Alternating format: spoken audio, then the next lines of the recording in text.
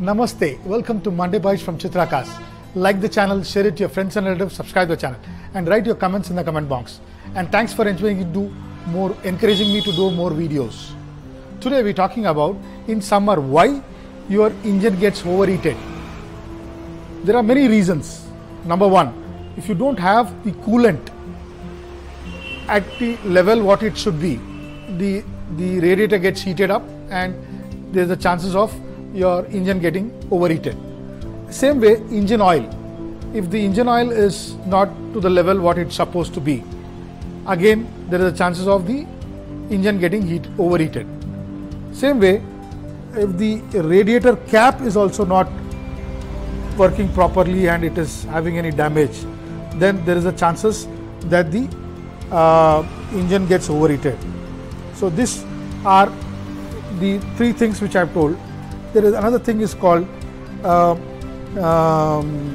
temperature sensor, which is there, which will also help you when the temperature raises up.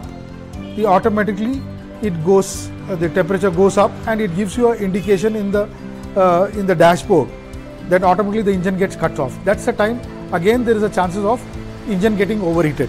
Same way, thermostat. There is a temperature thermostat which is available here, where if that helps actually the coolant to run around.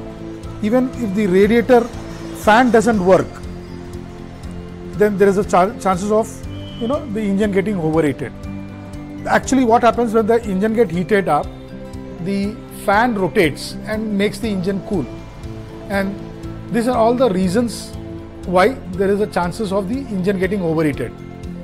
And what precautions you should take is make sure before the summer starts you get all this checked, the radiator, the coolant, the thermostat, and all get checked and make sure they are working properly.